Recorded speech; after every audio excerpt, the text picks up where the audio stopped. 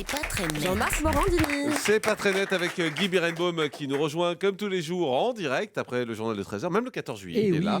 Increvable. Increvable. Et vous avez trouvé sur Facebook une étonnante campagne de publicité pour un produit cosmétique. De plus en plus de marques, Jean-Marc, utilisent le réseau social Facebook pour lancer leur campagne de com. C'est fait avec plus ou moins de bonheur, plus ou moins de réussite en fonction de leur savoir-faire, mais il faut aussi, pour qu'un lancement soit réussi, qu'il y ait une vraie correspondance entre le produit tel qu'on peut le présenter sur Internet et la manière dont il va être vendu dans la vraie vie, in real life, comme on dit en anglais. Je suis bien obligé d'admettre qu'un groupe de cosmétiques qui s'appelle Vaseline, ça ne s'invente pas, Vaseline. et oui, a parfaitement réussi son coup sur Facebook pour faire connaître ce nouveau produit. Juste, j'ai un peu peur. Non, n'ayez De crainte. quoi N'ayez s'agit-il? crainte. Je n'ose même pas vous poser la question. Ça n'ayez sert à pas peur. quoi exactement? Mais non, il s'agit de promouvoir une gamme de crèmes blanchissantes pour d'accord. hommes. Dans ce but, Vaseline vient de lancer en Inde une application sur Facebook pour blanchir la peau des utilisateurs sur les photos qu'ils publient sur le réseau social. Le succès a été immédiat. Pankaj Pariyar, qui appartient à l'agence qui a fait la campagne publicitaire, explique: nous avons commencé à faire de la publicité à partir de la deuxième semaine de juin et la réaction a été assez phénoménale. Et comment s'explique cet engouement pour cette application sur Facebook? Eh bien, en fait, Jean-Marc, cette application virtuelle correspond à un vrai marché en Inde. Blanchir sa photo sur Facebook, c'est un jeu, mais j'ai découvert en lisant plusieurs articles publiés notamment sur le site de TF1 ou sur celui de Libération que blanchir sa peau,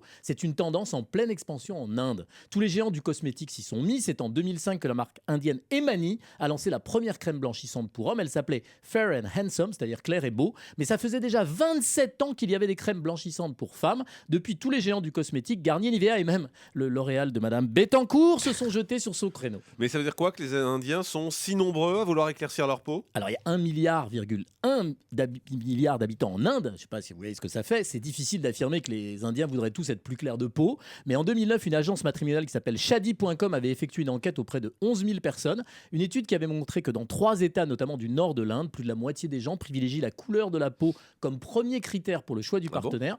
Et qu'il valait mieux être plus clair.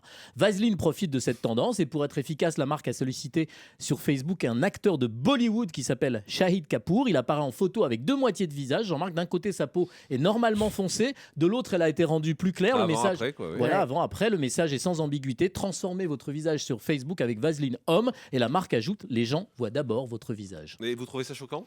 Je ne peux pas me permettre de juger de l'envie de certains d'éclaircir leur peau. On sait comment Michael Jackson, par exemple, a passé toute sa vie à essayer de blanchir la sienne.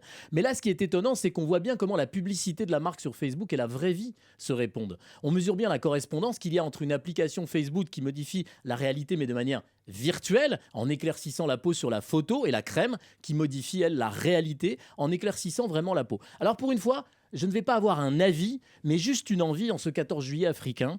Citer Haïlé Sélassié, le fameux empereur d'Éthiopie mort en 1975. Vous savez peut-être, Jean-Marc, qu'Haïlé Sélassié est considéré par la plupart des Rastas, des Jamaïcains, comme l'était bien sûr Bob Marley, comme une sorte de messie sur terre qui descendrait des rois Salomon et David. Dans un discours qu'il avait prononcé aux Nations Unies, Haïlé Sélassié avait déclaré: tant que la couleur de la peau sera plus importante que celle des yeux, nous ne connaîtrons pas la paix. Et bien ça, je crois que ça reste valable sur Facebook, dans la vraie vie, en Inde ou n'importe où sur la Terre. À demain, ce sera pire. Merci beaucoup, Guy Birenbaum. Et à demain.